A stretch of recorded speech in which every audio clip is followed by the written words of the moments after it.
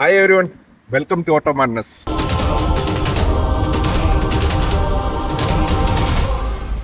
നമ്മൾ ഇന്ന് കൊണ്ടുവന്നിരിക്കുന്നത് BMW ഏറ്റവും ഫാമിലി ഫ്രണ്ട്ലി ആയിട്ടുള്ള BMW X3.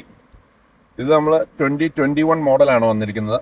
അതായത് ഇതിൻ്റെ ഒരു ടോപ്പ് വേരിയൻ്റ് ആണ്. അത് ഓൾ വീൽ ഡ്രൈവ് വരുന്ന പ്ലഗ് ഇൻ ഹൈബ്രിഡ് വണ്ടിയാണ് നമ്മൾ ഇന്ന് കാണാൻ പോകുന്നത്. നമുക്ക് അതിൻ്റെ ഒരു ഫുൾ ഡീറ്റെയിലോട്ട് പോകാം.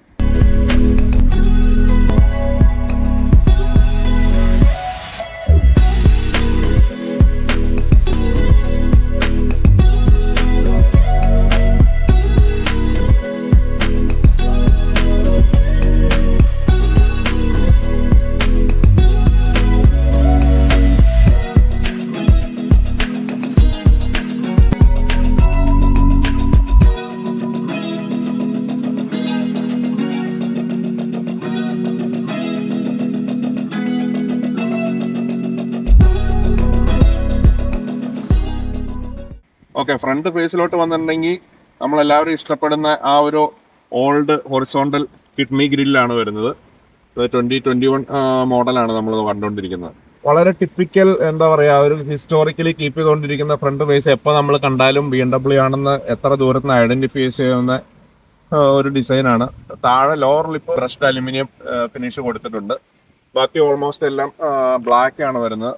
പിന്നെ ക്രോമിയം ഫിനിഷ് ഗ്രില്ല് റൗണ്ട് ചെയ്ത് വരുന്നത്. LED ലൈറ്റുകളാണ്, അഡാപ്റ്റീവ് കോർണറിംഗ് ലൈറ്റ്സ് ആണ് വരുന്നത്. ഒരു ലേറ്റസ്റ്റ് 2025 2026 വരുമ്പോഴാണ് BMW ടോട്ടൽ ഡിസൈൻ ലാംഗ്വേജ് മാറി ഈ ഗ്രില്ലെടുത്ത് അവർ വെർട്ടിക്കലൊക്കെ വെച്ച് ആകെപ്പാടെ എൻ്റെ ഒരു പെർസ്പെക്റ്റീവിൽ കുളവാക്കി എന്ന് വേണമെങ്കിൽ പറയാം. സൈഡ് പ്രൊഫൈലിലോട്ട് വന്നു കഴിഞ്ഞിട്ടുണ്ടെങ്കിൽ ടയർ ഒരു വൈസ്പോക്ക് അലോയി ആണ് വരുന്നത്. അതിൽ തന്നെ ഇതിപ്പോൾ വന്നിരിക്കുന്ന ഓൾ സീസൺ ടയറാണ് വന്നിരിക്കുന്നത്. മിഷലിന്റെ ഒരു 19 ഇഞ്ച് ടയർ. ആക്ച്വലി കമ്പനി വരുന്നത് സമ്മർ വിന്റർ ടയറാണ്. അതിന്റെ ഒരു പ്രാക്ടിക്കാലിറ്റി ബുദ്ധിമുട്ട് കൊണ്ട് ഓണർ തന്നെ അത് ചേഞ്ച് ചെയ്തതാണ്. പിന്നെ ഇവിടെ ഒരു സ്റ്റൈലിഷ് എലമെന്റ് കൊടുത്തിട്ടുണ്ട്. ആക്ച്വലി നമ്മൾ M വേരിയന്റിലോട്ട് പോവുകയാണെങ്കിൽ ഇതൊരു ഒറിജിനൽ വെന്റ് തന്നെയാണ്. പക്ഷെ ആക്ച്വലി ഇതിൽ വരുന്ന ഒരു ഫേക്ക് ഒരു ഡിസൈനാണ്, ഒരു സ്റ്റൈൽ എലമെന്റ് ആയിട്ട് കണക്കാക്കിയാൽ മതി. പിന്നെ വിൻഡോ വലിയ വിൻഡോസ് ആണ്. ബാക്ക് സൈഡിലാണെങ്കിലും പുറകെ ഇരിക്കുന്നവർക്ക് നല്ല വ്യൂ കിട്ടുന്ന വലിയ വിൻഡോസ് ആണ് കൊടുത്തേക്കുന്നത്. റൗണ്ട് ഒരു ക്രോം ഫിനിഷ് പോയിട്ടുണ്ട്.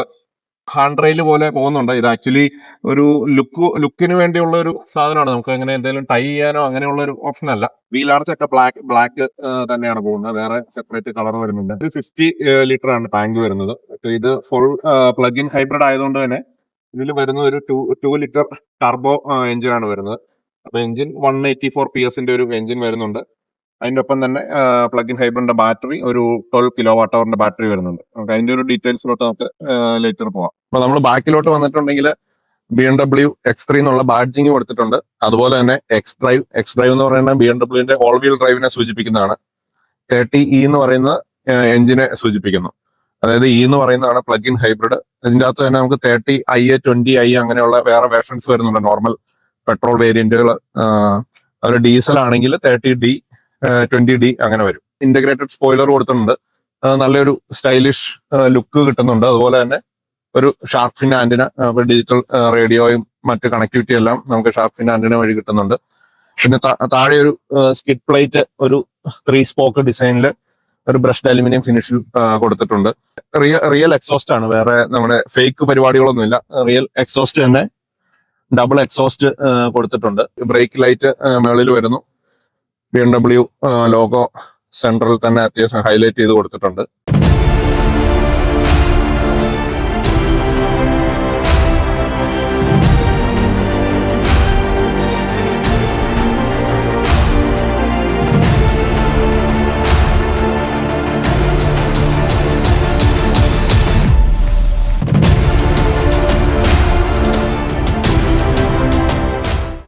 ഓക്കെ, അപ്പൊ നമ്മൾ വണ്ടിക്ക് ഉള്ളിലോട്ട് വന്ന് അപ്പൊ ജസ്റ്റ് ഒന്ന് ഡോർ ട്രിം ഒന്ന് കാണിച്ചു തരാം.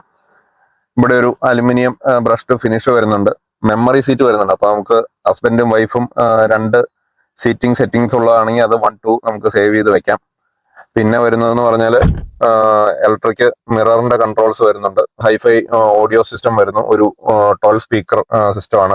കോൺഫിഗർ ചെയ്തിട്ടുണ്ടെങ്കിൽ ഹർമന്റെ ഒരു കുറച്ചുകൂടെ ബെറ്റർ ഒരു സിസ്റ്റം വരും. അത്യാവശ്യം നല്ല ഒരു ബോട്ടിൽ ഹോൾഡർ നമുക്ക് ഇവിടെ ഒരു 1 ലിറ്റർ ഡെഫിനറ്റ്ലി ഇവിടെ വെക്കാം. ഒരു 1/2 ലിറ്റർ ബോട്ടിൽ ഇവിടെ വേണമെങ്കിൽ വെക്കാം. പിന്നെ X3യുടെ ഒരു എക്സ് ഇവിടെ കൊടുത്തിട്ടുണ്ട്. എം പാക്കറ്റ് എടുത്തിട്ടുണ്ട്, അതുകൊണ്ട് കുറച്ച് അങ്ങനത്തെ ഡിസൈൻ എലമെന്റ്സ് വരുന്നുണ്ട്. ഇപ്പൊ നമ്മൾ സ്റ്റിയറിംഗിലോട്ട് വരുവാണെങ്കിൽ സ്റ്റിയറിംഗിൽ ഇപ്പൊ ഇവിടെ ഒരു എം ബാഡ്ജിങ് ആണ്. ആക്ച്വലി ഇത് X3 എം അല്ല, പക്ഷെ ഒരു എം പാക്കറ്റ് എടുത്തിട്ടുള്ളതുകൊണ്ട് അങ്ങനെ ഒരു കുറച്ച് കോസ്മെറ്റിക് എലമെന്റ്സ് വരുന്നുണ്ട്. നടുക്ക് തന്നെ BMW ലോഗോ കൊടുത്തേക്കുന്നത്. ലെഫ്റ്റ് സൈഡിൽ വരുന്ന അഡാപ്റ്റീവ് ക്രൂയിസ് കൺട്രോളിന്റെ സെറ്റിംഗ്സ് ആണ്.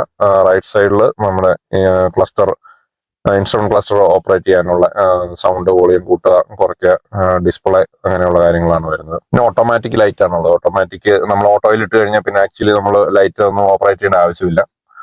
പിന്നെ റിയർ ഫോഗ് ലൈറ്റ്സ് വരുന്നുണ്ട്. പിന്നെ ഇൻസ്ട്രുമെന്റ് ക്ലസ്റ്റർ വരുന്നത് നമ്മുടെ പഴയ ഒരു അനലോഗ് പോലത്തെ എന്ന ഡിജിറ്റൽ ഒരു സ്ക്രീനാണ് വരുന്നത്. ഇങ്ങനെയാണ് ഡിസ്പ്ലേ വരുന്നത്. ജോയ്സ്റ്റിക് കൺട്രോൾ വരുന്നുണ്ട്. ഇൻഫോടൈൻ സിസ്റ്റത്തിന് ടച്ച് വെച്ച് യൂസ് ചെയ്യാം, അല്ലെങ്കിൽ ഈ ഒരു കൺട്രോളിൽ നമുക്ക് മെനു എല്ലാം ഓപ്പറേറ്റ് ചെയ്യാൻ പറ്റുന്നതാണ്. ഡിഫറെന്റ് മെനൂസിലോട്ടെല്ലാം ഇത് സ്ക്രീനിലോട്ട് പോകാതെ തന്നെ ഓപ്പറേറ്റ് ചെയ്യാം. പിന്നെ വരുന്നത് BMW most famous reliable 8 speed ZF-ന്റെ Steptronic gear box, parking, reverse, neutral, drive. കുറച്ച് സ്പോർട്ടി ആയിട്ട് ഓടിക്കണമെങ്കിൽ നമ്മൾ ലെഫ്റ്റിലോട്ട് മാറ്റി കഴിഞ്ഞാൽ പ്ലസ് മൈനസ് ചെയ്ത് ഓടിക്കാം. അതിൻ്റെ ഒപ്പം തന്നെ 3-4 മോഡുകൾ വരുന്നുണ്ട്. സ്പോർട്ട്, കംഫർട്ട്, എക്കോ പ്രോ, പിന്നെ ഈ ഡ്രൈവ് എന്ന് പറഞ്ഞാൽ ഇലക്ട്രിക് ഒള്ളി. ആക്ച്വലി ഇതിൻ്റെ അകത്ത് വരുന്ന ഒരു കമ്പനി പറയുന്നത് 43 to 50 ഒക്കെയാണ് ഇലക്ട്രിക് ഒള്ളി റേഞ്ച് വരുന്നത്. പക്ഷെ റിയൽ ലൈഫിൽ ഒരു 30 to 35 ഒക്കെയാണ് നമ്മൾ നോർമൽ ക്ലൈമറ്റിൽ കിട്ടുള്ളൂ. ഈവൻ വിന്ററിൽ അതിലും താഴെ പോകും. പിന്നെ ഇവിടെ കുറെ എന്താ പറയാ ബട്ടൺ കൺട്രോൾസ് ഉണ്ട്. ഇപ്പോഴത്തെ നമുക്ക് ലേറ്റസ്റ്റ് വണ്ടികളിലെല്ലാം മിസ്സായിക്കൊണ്ടിരിക്കുന്ന ഒരു കാര്യമാണ്. ഇപ്പൊ സീറ്റ് ഹീറ്റിംഗ് ആണെങ്കിലും AC കൺട്രോൾസ് ആണെങ്കിലും ഓഡിയോ ആണെങ്കിലും എല്ലാം നമുക്ക് ബട്ടൺ കൺട്രോൾസ് ഉണ്ട്. ഞാൻ എപ്പോഴും അത് പ്രിഫർ ചെയ്യുന്ന ഒരാളാണ്. ഇപ്പൊ നമുക്ക് ഇവിടെ സിങ്ക് ഓപ്പറേറ്റ് ചെയ്ത് കഴിഞ്ഞിട്ടുണ്ടെങ്കിൽ രണ്ട് സൈഡും ഈക്വൽ ആയിട്ട് ഓപ്പറേറ്റ് ചെയ്യാം. സിങ്ക് ഓഫ് ചെയ്ത് കഴിഞ്ഞാൽ ഇൻഡിപെൻഡന്റ് ആയിട്ട് ടെമ്പറേച്ചർ അഡ്ജസ്റ്റ് ചെയ്യാം. ഇവിടെ താഴെ ഒരു X3യുടെ ഒരു ബാഡ്ജിങ് വരുന്നുണ്ട്. ഒരു ഗുഡ് ഫീലാണ് ഈ പറയുന്ന ഒരു X3 ബാഡ്ജിങ്ങുകൾ നമുക്ക് ഇന്റീരിയറിലും കൊടുത്തേക്കുന്നത്. ഇവിടെയാണ് ബോട്ടിൽ ഹോൾഡർ വരുന്നത്. ഒരു അഡാപ്റ്റീവ് ആയിട്ടുള്ള ബോട്ടിൽ ഹോൾഡറുകളാണ്. അപ്പൊ നമ്മുടെ ബോട്ടിലിന്റെ സൈസ് അനുസരിച്ച് അത് ബെറ്റർ ആയിട്ട് ഹോൾഡ് ചെയ്യും. പക്ഷെ എനിക്ക് തോന്നുന്നു ഒരു ആവറേജ് സൈസ് ബോട്ടിലൊക്കെയാണ് അത് ഹോൾഡ് ചെയ്യുന്നത്. സൈസ് ഒരു ഇൻ ജനറൽ ഒരല്പം ചെറുതാണ്. പിന്നെ വരുന്നത് ഒരു USB-C പോർട്ട് വരുന്നുണ്ട്. ഇവിടെ ചെറിയ എന്തെങ്കിലും കീയോ എന്തെങ്കിലും സാധനം ഇട്ട് വെക്കാം. പിന്നെ ഒന്നുമില്ലെങ്കിൽ ഇത് അടച്ച് ക്ലീൻ ആയിട്ടിരിക്കും. അപ്പൊ നല്ല ക്ലീൻ ആയിട്ടിരിക്കും. സെൻട്രൽ കൺസോൾ നല്ല. പിന്നെ BMW-ന്റെ ബിൽഡ് ക്വാളിറ്റി പറയാനുണ്ടല്ലോ. നമ്മൾ ഇത് അനക്കാൻ നോക്കിയാൽ നമ്മളിരുന്ന് ഊലിങ്ങും അല്ലാണ്ട് വണ്ടി അനങ്ങിയല്ല. നല്ല സോളിഡ് ആയിട്ടുള്ള ബിൽട്ടാണ്. ചില വണ്ടിയുടെയൊക്കെ നമ്മൾ സെൻട്രൽ കൺസോൾ പിടിച്ചിളക്കി അത് മാത്രമായിട്ട് കിടന്ന് ഇളകും. അപ്പൊ ഇത് നമ്മൾ ഇളകുള്ളൂ. പിന്നെ ഇവിടെ വരുന്നതെന്ന് പറഞ്ഞാൽ ഓട്ടോ ഹോൾഡ് ഉണ്ട്. പിന്നെ സെൽഫ് പാർക്കിംഗ് ഇപ്പൊ ഞാൻ കസ്ബിനോട് സംസാരിച്ച് കസ്ബിനും യൂസ് ചെയ്യാറില്ല. വണ്ടി തന്നെ പാർക്ക് ചെയ്യുമെന്ന് വിചാരിക്കുമ്പോൾ നമുക്ക് പാർക്ക് ചെയ്യാൻ പറ്റാത്ത ഒരു ടൈറ്റ് സ്പേസിൽ വണ്ടി പാർക്ക് ചെയ്ത് തരുമെന്നാണ് ആൾക്കാർ ഇമാജിൻ ചെയ്യുക. പക്ഷെ നേരെ ഓപ്പോസിറ്റ് ആണ്. ഭയങ്കര വലിയൊരു സ്പേസിൽ നമുക്ക് ഈസി ആയിട്ട് പാർക്ക് ചെയ്യാവുന്നിടത്താണ് ഈ വണ്ടി സെൽഫ് പാർക്കിംഗ് ചെയ്യുള്ളൂ. അപ്പൊ അത് ഒരു ഗിമിക്ക് അല്ലെങ്കിൽ നമ്മളെ നിന്ന് പൈസ മേടിക്കാനുള്ള കാർ മേക്കേഴ്സിന്റെ ഒരു ട്രിക്കാണ്. പിന്നെ ഇവിടെ അത്യാവശ്യം നല്ലൊരു സ്റ്റോറേജ് ഉണ്ട്. അതിന്റെ കൂടെ തന്നെ ഇവിടെ ഒരു USB-C പോർട്ട് കൊടുത്തിട്ടുണ്ട്. അപ്പൊ ബേസിക്കലി ഫ്രണ്ടിൽ തന്നെ 2 ചാർജിങ് പോർട്ടുകളുണ്ട്. ഇൻഡക്ഷൻ ചാർജിങ് വരുന്നില്ല.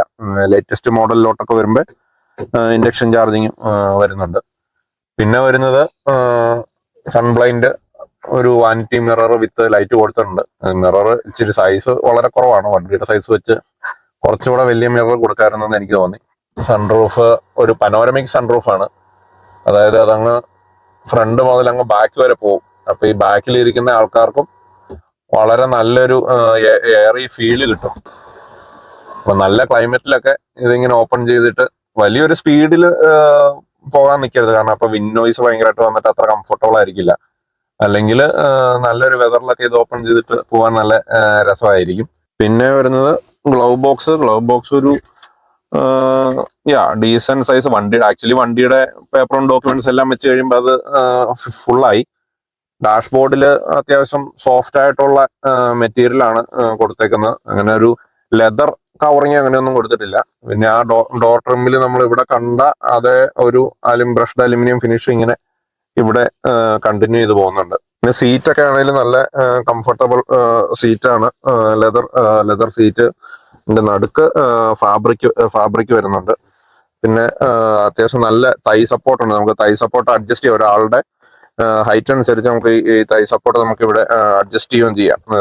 നീട്ടം കൂട്ടവും കുറയ്ക്കുകയും ചെയ്യാം.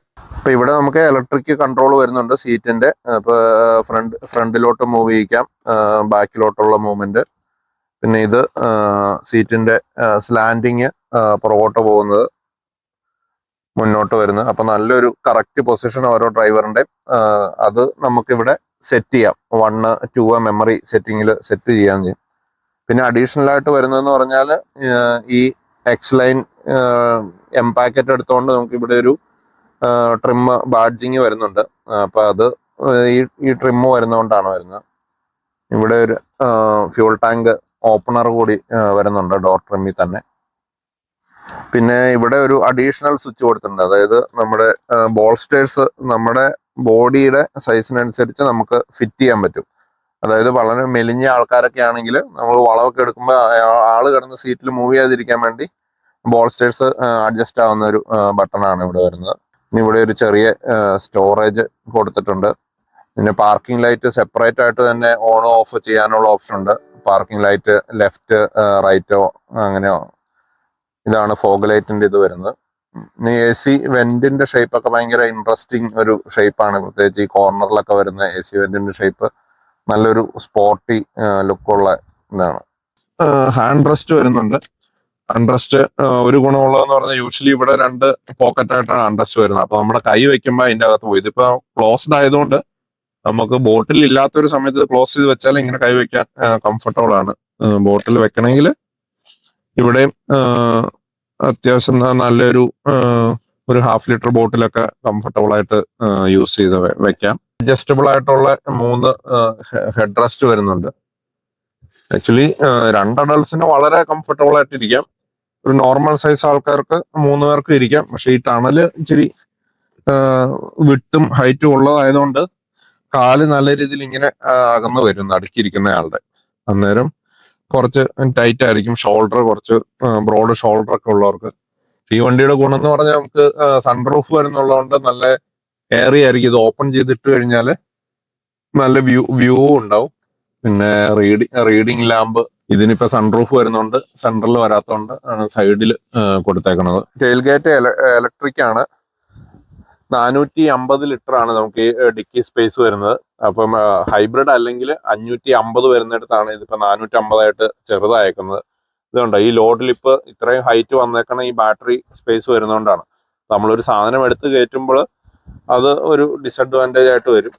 പിന്നെ ഇതിന്റെ അടിയിൽ നമുക്ക് വേണമെങ്കിൽ ഈ ഒരു കവർ വേണമെങ്കിൽ ഇതിന്റെ അകത്ത് എടുത്തു വെച്ച് ഫിറ്റ് ചെയ്യാം.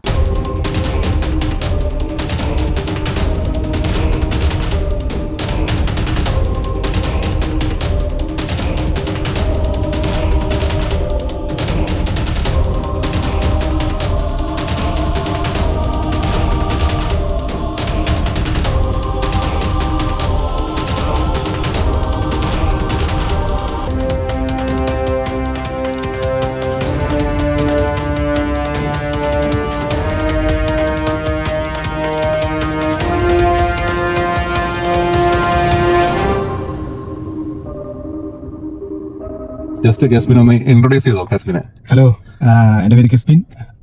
ഞാൻ ഇവിടെ ഫ്രാങ്ക്ഫർട്ട് താമസിക്കുന്നു. ഞാൻ നേഴ്സാണ്. ഈ ഒരു പർട്ടിക്കുലർ വണ്ടിയിലോട്ട് എത്തിയതെന്നൊന്ന് ക്വിക്കായിട്ട് പറയുവാണെങ്കിൽ എങ്ങനെ? അപ്പോൾ X3 ഞാൻ പോയി കണ്ടു.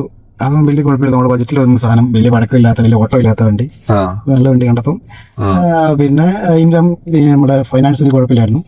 അപ്പൊ അങ്ങനെ വന്നപ്പം ആ വണ്ടി അങ്ങ് നമ്മളൊന്ന് സെലക്ട് ചെയ്തു. നമ്മളെ ഒരു സ്വപ്നമായിരുന്നു BMW VS. അതിന് വേറെ ടെസ്റ്റ് ഡ്രൈവ് എല്ലാം ചെയ്തു. അതായത് ഈ BMW അല്ലാണ്ട് ഞാൻ റാഫിയർ ടെസ്റ്റ് ഒക്കെ ചെയ്താണ്. എല്ലാം റാഫിയർ ഓടിച്ചിട്ട് എങ്ങനെ ഉണ്ടായിരുന്നു? എനിക്കത് ഇഷ്ടപ്പെട്ടായിരുന്നു വണ്ടി. പിന്നെ എന്നാലും അത് കമ്പയർ ചെയ്ത് നോക്കുമ്പം മറ്റേ BMW എക്സ്പീരിയൻസ് ആണ് തീർച്ചയായിട്ടും. പിന്നെ അതുപോലെ ഗോൾഫ് ഞാൻ നോക്കിയായിരുന്നു. ഗോൾഫും ടെസ്റ്റ് നടത്തിയായിരുന്നു. അപ്പൊ നിങ്ങൾ ആദ്യമേ SUV എന്നുള്ളൊരു കാരണം നമ്മുടെ ഫാമിലിക്ക് വലുതായതുകൊണ്ട് അതുകൊണ്ട് BMW X3 തന്നെ കുറെ വേരിയൻസ് ഉണ്ട്. അതായത് മൈൽഡ് ഹൈബ്രിഡ് ഉണ്ട്, പ്ലഗ് ഇൻ ഹൈബ്രിഡ് ഉണ്ട്, അല്ലെങ്കിൽ നോർമൽ പെട്രോൾ ഉണ്ട്, ഡീസൽ ഉണ്ട്. അപ്പൊ അത് എങ്ങനെയാണ് ഈ നമ്മൾ പ്ലഗ് ഇൻ ഹൈബ്രിഡിലോട്ട് വന്നത് എങ്ങനെയാണ്? ഫസ്റ്റ് ഓഫ് ഓൾ ഞാൻ ഓർത്തു പ്ലഗിൻ ഹൈബ്രിഡ് വല്ലപ്പോഴും നമുക്ക് പോയി അവിടെ ചാർജ് ചെയ്യാൻ വിചാരിച്ചു. പക്ഷെ പിന്നെ മനസ്സിലായി അത് പോസിബിൾ ആയിട്ടുള്ള കാര്യമല്ലല്ലോ. കാരണം ഒന്നാമത് നമുക്ക് സമയം കിട്ടാറില്ല. പിന്നെ പ്ലഗിൻ ഹൈബ്രിഡ് നമുക്ക് വളരെ കുറഞ്ഞ മൈലേജേ കിട്ടത്തുള്ളൂ. അപ്പൊ അതൊരു വലിയൊരു ഫോൾട്ട് ആയിരുന്നു സംഭവിച്ചത്. അതെ അതെ തീർച്ചയായിട്ടും. ഇത് അങ്ങനത്തെ കൺസെപ്റ്റ് വെച്ചുകൊണ്ട് എടുത്തോണ്ട് പ്ലഗിൻ ഹൈബ്രിഡ് എടുത്തു. ഇപ്പം പ്രതീക്ഷ എന്താ പറയാ ഒരു 10-60 കിട്ടും പ്രതീക്ഷിച്ചു. പക്ഷെ ഇത്രയൊന്നും കിട്ടത്തില്ലായിരുന്നു. ബേസിക്കലി ഉദ്ദേശിക്കുന്ന ബാറ്ററി മാത്രം, ഇലക്ട്രിക് മാത്രം ഉപയോഗിക്കുന്ന റേഞ്ച് ഒരു 30-35 പ്രാക്ടിക്കലി നമുക്ക് കിട്ടുള്ളൂ. ശരിക്കും അതൊരു 60 ഉണ്ടെങ്കിൽ നമുക്കൊരു പ്രാക്ടിക്കലി ഒരു എന്താ പറയാ അതിന്റെ ഒരു ബെനിഫിറ്റ് എടുക്കാൻ പറ്റത്തുള്ളൂ. ഒരു എന്താ പറയുക നെഗറ്റീവ് വശം എന്ന് പറഞ്ഞാൽ ഇത് തന്നെയാണ്. പ്ലഗിൻ ഹൈബ്രിഡ് നമ്മൾ ചൂസ് ചെയ്ത ഒരു നെഗറ്റീവ് വശമായിട്ട് എനിക്ക് ഫീൽ ചെയ്തിട്ടുണ്ട്. ചാർജ് ചെയ്യാത്തതുകൊണ്ട് റെഗുലറായിട്ട് ചാർജ് ചെയ്യാൻ ഓടിക്കുകയാണെന്നുണ്ടെങ്കിൽ തീർച്ചയായിട്ടും അതൊരു നല്ലതാണ്. കാരണം സിറ്റി ഡ്രൈവറിന് ഒബ്വിയസ്ലി ചാർജ് ഓടുകയാണ് വളരെ നല്ലതാണ്. അപ്പൊ ഒരു എനിക്ക് തോന്നുന്നു സിറ്റിയിൽ എനിക്ക് തോന്നുന്നത് വല്ലോ നമ്മുടെ നാട്ടിലെ രീതിക്ക് പറയുവാണെങ്കിൽ 10 പോയിന്റ് സംതിങ് ഒരു 9 കിലോമീറ്ററോ ഒക്കെ മൈലേജ് ഉണ്ടാവുള്ളൂ. മെയിന്റനൻസ് ചാർജ്, സർവീസ് ചാർജ് അതെങ്ങനെയുണ്ട്? മെയിന്റനൻസ് ഒബ്വിയസ്ലി നല്ല കൂടുതലാണ്. ഇയർലി നമ്മൾ എത്ര രൂപ പ്രതീക്ഷിക്കണം? ഇയർലി ഒരു വലിയ വേറെ പണികളൊന്നും ഇല്ലാന്നുണ്ടെങ്കിൽ ഒരു 1000 രൂപ പ്രതീക്ഷിക്കണം. 1000 യൂറോ പ്രതീക്ഷിക്കണം. അപ്പൊ ജസ്റ്റ് ഒരു കമ്പാരിസൺ പറയാം, എന്റെ വണ്ടി 400 സംതിങ് ആണ് എന്റെ ഇയർലി സർവീസ്. അപ്പൊ സെയിം കെസ്ബിന് വരുന്നത് 1000 സംതിങ് വരും. അപ്പൊ അതാണ് നമ്മളെ ഈ വണ്ടിയുടെ ഒരു വ്യത്യാസം. വണ്ടി കണ്ടാവാനും എന്താ പറയാ സൂക്ഷിച്ചു കൊണ്ടുപോകും, അത്രേ ഉള്ളൂ. അതെ. ഓക്കെ, അപ്പൊ നമുക്കൊരു ഡ്രൈവ് പോയി നോക്കാം. BMW X3 plug-in hybrid. ഇതിപ്പോ പ്ലഗ്-ഇൻ ആയതുകൊണ്ട് നമ്മൾ വണ്ടി സ്റ്റാർട്ട് ആയതോ ഒന്നും നമ്മൾ അറിയുന്നില്ല. ഇനിഷ്യലി എടുക്കുന്ന ബാറ്ററി തന്നെ ആയിരിക്കും. നമ്മുടെ നാട്ടിൽ ഈ ഫോർച്യൂണറിലൊക്കെ കയറിയിരിക്കണ പോലത്തെ ഒരു വലിയ വണ്ടി കയറിയിരിക്കുന്ന ഒരു ഫീലുണ്ട്. നല്ല സ്മൂത്ത് ആണ്, ഹെവി, ഭയങ്കര ഹെവി ആട്ടോ. അത് വലിയൊരു ഹെവി വണ്ടി ഓടിക്കുന്ന ഒരു ഫീലുണ്ട്. ഭയങ്കര വെയിറ്റും എന്താ പറയുക ബിൽഡ് ക്വാളിറ്റി ഒക്കെ നമുക്ക് നല്ല രീതിയിൽ ഫീൽ ചെയ്യുന്നുണ്ട്. സ്റ്റിയറിംഗ് ഒക്കെ ആണേലും ഇങ്ങനെ വരച്ച വരയെ കൂടെ നടത്തിക്കുന്ന പോലത്തെ ഒരു ഫീലിംഗ് ആണ്. പിന്നെ ഞാൻ ഇതിനു മുന്നേ നാട്ടിൽ ഫോർച്യൂണർ ഓടിച്ചപ്പോഴാണ് ഇതുപോലെ ഇങ്ങനെ ബോണറ്റ് കണ്ടിട്ടുള്ള ഒരു ഫീലിംഗ്. അത് വേറൊരു ഫീലിംഗ് ആണ്. നമ്മൾ നമുക്ക് ചെറിയൊരു അഹങ്കാരമൊക്കെ തോന്നും, മാറിക്കട എന്നുള്ള ഒരു സാധനം. എന്നുവെച്ചാൽ നമ്മൾ നോർമൽ സോക്കോൾഡ് കോമ്പാക്ട് SUV ഇരിക്കുമ്പോൾ നമുക്ക് അത്ര ഒരു നമ്മൾ ഡോമിനൻസ് തോന്നില്ല. ഇതിലിരിക്കുമ്പോൾ നല്ല ഹൈറ്റിലുമാണ്. പിന്നെ ഈ പറയുന്ന പോലെ ഫോർച്യൂണറുകാർക്ക് ഉള്ള ഒരു കോൺഫിഡൻസ് ഉണ്ടല്ലോ, അതായത് നമ്മള് ആണ് രാജാവ് എന്ന് തോന്നുന്ന ആ ഒരു സാധനം ഇതിന്റെ അകത്തിരിക്കുമ്പോ. പിന്നെ ഡ്രൈവിനെ പറ്റി പ്രത്യേകിച്ച് അങ്ങനെ പറയേണ്ട ആവശ്യമില്ല. ഇവരുടെ യൂസിൽ ഇവര് ആക്ച്വലി ഡെയിലി അല്ലെങ്കിൽ അത്ര റെഗുലർ ആയിട്ട് ബാറ്ററി ചാർജ് ചെയ്യുന്നില്ല.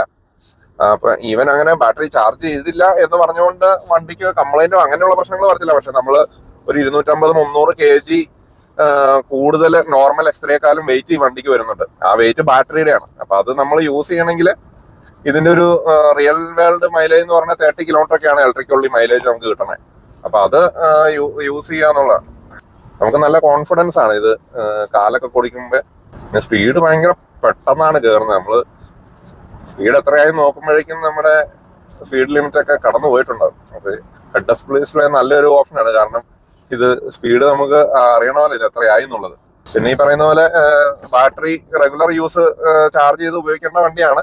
അപ്പൊ അങ്ങനെ ഉപയോഗിക്കുന്നില്ലെങ്കിലും വണ്ടി ഓൺ ആയിട്ട് ഇത് ബാറ്ററി ചാർജ് ചെയ്യുന്നുണ്ടാവും. അതായത് പ്ലഗ് ഇൻ ചെയ്യുമ്പോൾ മാത്രമല്ല ബാറ്ററി ചാർജ് ചെയ്യുന്നത്, ബ്രേക്കിങ്ങിന്റെ റീജനറേഷനോ വഴിയും ബാറ്ററി ചാർജ് ആവുന്നുണ്ടാവും. അതുകൊണ്ടാണ് ഇപ്പൊ നമ്മൾ ഇനിഷ്യലി കാല് കൊടുക്കുന്നതിന് മുന്നേ ഒരു ഇലക്ട്രിക് മോഡിലാണ് വണ്ടി സ്റ്റാർട്ട് ചെയ്ത് ഓടാൻ തുടങ്ങുന്നത്. പിന്നെ മാപ്പും കാര്യങ്ങളൊക്കെ അത്യാവശ്യം സ്ക്രീൻ ഇവിടെ ഹൈറ്റിൽ ഇരിക്കുന്നതുകൊണ്ട് നമുക്ക് നാവിഗേഷനൊക്കെ ഇട്ടാൽ കാണാനൊന്നും ബുദ്ധിമുട്ടില്ല. വണ്ടിയുടെ തന്നെ നാവിഗേഷൻ ആണെങ്കിൽ നമുക്ക് അത് ഈ ഹെഡ് അപ്പ് ഡിസ്പ്ലേയിൽ വരും. അല്ലെങ്കിൽ ഹെഡ് അപ്പ് ഡിസ്പ്ലേ വരത്തില്ല. അത് ആൻഡ്രോയിഡ് ഓട്ടോയോ ആപ്പിൾ കാർപ്ലേ ഉപയോഗിച്ചാണ് നമ്മൾ മാപ്പ് യൂസ് ചെയ്യുന്നതെങ്കിൽ അത് ഡയറക്ഷൻസ് വരത്തില്ല. ബ്ലൈൻഡ് സ്പോട്ട് കാണിക്കുന്നുണ്ട്. ബ്ലൈൻഡ് സ്പോട്ട് മിററിന്റെ കോർണറിൽ തന്നെയാണ്. ഈ ഒരു സാധനം ഞാൻ പ്രിഫർ ചെയ്യുന്നത് മറ്റേ വോക്സ്വാഗൺ ഗ്രൂപ്പ് ചെയ്യുന്ന പോലെ മിററിന്റെ ഈ സൈഡിൽ കുറച്ച് വലുതായിട്ട് കൊടുക്കുന്നതാണ്. കുറച്ചുകൂടി നമ്മൾ കുറച്ചുകൂടെ ക്ലോസ് ആണ്. ആ ബ്ലൈൻഡ് സ്പോട്ടിന്റെ ലൈറ്റ് കുറച്ചുകൂടി ബ്രൈറ്റർ ആണ്. ഫ്രണ്ടിൽ വണ്ടി ഉള്ളപ്പോൾ ഹെഡ് അപ്പ് ഡിസ്പ്ലേയിൽ കാണിക്കുന്നുണ്ട്. നമ്മൾ ഡിസ്റ്റൻസ് കൂടുതൽ മെയിൻറ്റെയിൻ ചെയ്യാൻ പറയുന്നുണ്ട്. പുള്ളിക്ക് മാറിത്തരാൻ വലിയ താല്പര്യമില്ല. അത്യാവശ്യം സ്പീഡിലൊക്കെ വളച്ചാല് പിന്നെ BMW ആണ് എന്നുള്ള ഒരു കോൺഫിഡൻസ് അത് വേറെ ഉണ്ട് കേട്ടോ ഡ്രൈവറിന്. ഹാൻഡ്ലിങ് ഞാൻ നേരത്തെ പറഞ്ഞ പോലെ ടൈറ്റ് ആണ്. അതായത് ഹ്യുണ്ടായുടെ കിയയുടെ ഹാൻഡ്ലിങ് പോലത്തെ ഹാൻഡ്ലിങ് അല്ല. ഹ്യുണ്ടായുടെ ഹാൻഡ്ലിങ് ഒക്കെ ഇഷ്ടപ്പെടുന്നവർക്ക് മേ ബി ഇതൊരു ടൈറ്റ് ആയിട്ട് SUV ആയതിന്റെ ചെറിയൊരു ബോഡി റോൾ നമ്മൾ വളവൊക്കെ വീശി എടുക്കുമ്പോ, പക്ഷെ അതിന് ഹെൽപ്ഫുൾ ആയിട്ട് നമുക്ക് ബോൾ സ്റ്റേഴ്സ് അഡ്ജസ്റ്റ് ചെയ്ത് ഹഗ് ചെയ്ത് വെക്കാവുന്ന ഓപ്ഷൻ ഉണ്ട്. നമ്മൾ 160-ലൊക്കെ കയറിയാലും പുറത്തുനിന്ന് അങ്ങനെ ഭയങ്കരമായ നോയ്സ് ഇല്ല. കുറച്ച് ടയർ നോയ്സ് ഉണ്ട്. ടയറിന്റെ സൗണ്ടാണ് നമ്മൾ കൂടുതൽ കേൾക്കണത്, ഈ വിൻഡ് നോയ്സിനേക്കാൾ കൂടുതൽ.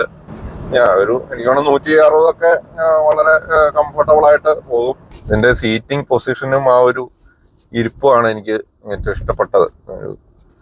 ഒരു കമാൻഡിങ് പൊസിഷൻ എന്ന് പറയില്ല, ആ ഒരു രീതിയിലാണ് ഇതിന്റെ ഒരു സീറ്റിംഗ് വരുന്നത്. പിള്ളേർക്കൊക്കെ ആണെങ്കിലും നല്ല പുറകിൽ നല്ല വ്യൂ ഉണ്ടാവും ചൈൽഡ് സീറ്റിലൊക്കെ ഇരുന്ന് കഴിയുമ്പോൾ. ഹെഡ് അപ്പ് ഡിസ്പ്ലേ ഈ പറഞ്ഞ പോലെ എനിക്കും യൂസ്ഫുൾ ഫീച്ചർ ആയിട്ടാണ് എനിക്കിപ്പോൾ തോന്നുന്നത്. പ്രത്യേകിച്ച് അത്യാവശ്യം ഒരു എന്തൂസിയാസ്റ്റിക് ഡ്രൈവിംഗ് ചെയ്യുന്നവർക്ക് സ്പീഡ് എത്രയാണ് എന്താന്ന് അറിഞ്ഞിരിക്കുന്നത് നല്ലതാണ്. ഇപ്പൊ നമ്മൾ നിർത്തിയെടുക്കുമ്പോൾ 100% ബാറ്ററിയിലാണ് വണ്ടി എടുക്കുന്നത്. അതുകൊണ്ട് ഒരു ഇലക്ട്രിക് വണ്ടി എടുത്തുകൊണ്ട് പോണ പോലെയാണ് പോകുന്നത്. എന്നാൽ കാല് കൊടുത്താൽ അപ്പം തന്നെ ഈ ഇങ്ങനെയുള്ള സിറ്റി ഡ്രൈവുകളിലാണ് നമുക്ക് ഈ ബാറ്ററി യൂസ് ചെയ്യാൻ പറ്റുന്നത്. ഷോർട്ട് ട്രിപ്പുകളിൽ ബാറ്ററി നമ്മൾ ഡെയിലി ഫുൾ ചാർജ് ചെയ്യുവാണെങ്കിൽ കൂടുതൽ ബ്രേക്കിംഗ് സിറ്റി ഡ്രൈവിംഗിൽ വരുന്നതുകൊണ്ട് ബാറ്ററി ചാർജ് ആവാനും സാധ്യത കൂടുതലുണ്ട്. അപ്പോൾ ഇതിനകത്ത് തന്നെ ഈ ഡ്രൈവ് എന്നുള്ള മോഡ് ഉപയോഗിച്ച് നമുക്ക് ഫുൾ ചാർജ് ചെയ്ത ബാറ്ററി നമുക്കിപ്പോൾ ഒരു 30 കിലോമീറ്റർ ഡ്രൈവേ ഉള്ളൂ എന്നുള്ള രീതിയിലാണെങ്കിൽ ഈ ഡ്രൈവ് മാത്രം യൂസ് ചെയ്ത് നമുക്ക് യൂസ് ചെയ്യാം. പക്ഷെ ഇത്രയും വലിയൊരു വണ്ടിക്ക് ആക്ച്വലി കുറച്ചുകൂടെ കേപ്പബിൾ റേഞ്ച് ഉള്ള ഒരു 50 to 60 kilometre real world mileage കിട്ടുന്ന, ഇപ്പം XC60 പോയാൽ അത്രയും റിയൽ വേൾഡ് ഇലക്ട്രിക് മൈലേജ് കിട്ടുന്നുണ്ട് അവരുടെ പ്ലഗ് ഇൻ ഹൈബ്രിഡിന്. അപ്പൊ അതാണ് ഒരു കംപ്ലൈന്റ് ആയിട്ട് ഈ ഒരു വണ്ടിക്ക് കൂടുതലും ഇത് മേടിച്ചവർ പറയുന്നത്. കാരണം പ്ലഗ് ഇൻ ഹൈബ്രിഡിന്റെ ഒരു പ്രീമിയം പൈസ കൊടുക്കുകയും ചെയ്യുന്നുണ്ട്, എന്നാൽ അതിനുള്ള റേഞ്ച് ഇത് പ്രൊവൈഡ് ചെയ്യുന്നില്ല. അതാണ് ഒരു ഡിസഡ്വാൻറ്റേജ്. അപ്പൊ നമ്മുടെ ഈ വണ്ടിയെ പറ്റിയുള്ള ഫൈനൽ വെർഡിക്റ്റ് എന്ന് പറഞ്ഞാൽ, ഫാമിലീസ് ഓൺ ചാർജിങ് ഇൻഫ്രാസ്ട്രക്ചർ ഉള്ളവർ അല്ലെങ്കിൽ ചാർജിങ് ഡെയിലി ലൈഫിൽ സ്ഥിരമായിട്ട് ചെയ്യാന്നുള്ളവർക്ക് ഡെഫിനറ്റ്ലി റെക്കമെൻഡ് ചെയ്യാവുന്ന ഒരു വണ്ടിയാണ്.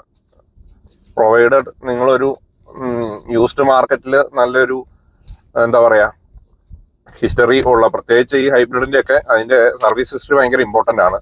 അപ്പൊ അത് പ്രോപ്പർ ആയിട്ട് മെയിൻറ്റെയിൻ ചെയ്തിട്ടുള്ള ഒരു വണ്ടി ഒരു 30-35 യൂസ്ഡ് മാർക്കറ്റിൽ കിട്ടും. അത് പ്രോപ്പർ സർവീസും ചാർജിങ് ചെയ്യുവാണെങ്കിൽ ഈ പറയുന്ന എക്കണോമിക്കലായിട്ട് നമുക്കൊരു ഇവിടുത്തെ ടൈമിൽ പറഞ്ഞ 5 ലിറ്റർ മൈലേജിലൊക്കെ കൊണ്ടുനടക്കാൻ പറ്റും. പക്ഷെ നമ്മളിത് ചാർജ് ചെയ്യാണ്ട് പോയി കഴിഞ്ഞിട്ടുണ്ടെങ്കിൽ അത് 5 എന്നുള്ള 8, 9 ആയിട്ട് മാറും മൈലേജ്. അപ്പൊ അത് നമുക്ക് വർത്തല്ല. അപ്പൊ നിങ്ങൾ X3 പോകുന്നുണ്ടെങ്കിൽ plug in hybrid depends upon user scenario ആണ് നമ്മൾ ചൂസ് ചെയ്യേണ്ടത്. അങ്ങനെ ഒരു കേസിൽ അല്ലെങ്കിൽ നിങ്ങൾ 30i പോവുക. നിങ്ങൾക്ക് നോർമൽ ഒരു 10,000-12,000 കിലോമീറ്റർ ഒക്കെയാണ് ഇയർലി ഉള്ളെങ്കിൽ, നിങ്ങളൊരു 20,000 എബവ് ഒക്കെ ഇയർലി ഓടുന്ന ലോങ് ഡ്രൈവുകൾ പോകുന്നവരാണെങ്കിൽ ഒരു 30D 20D പോവുക. അപ്പൊ അതൊക്കെയാണ് നമ്മുടെ ഇന്നത്തെ BMW X3 വീഡിയോയെ പറ്റിയുള്ള റിവ്യൂ. അപ്പൊ നമുക്ക് മറ്റൊരു വണ്ടിയായിട്ട് വേറൊരു ദിവസം കാണാം. Okay, by.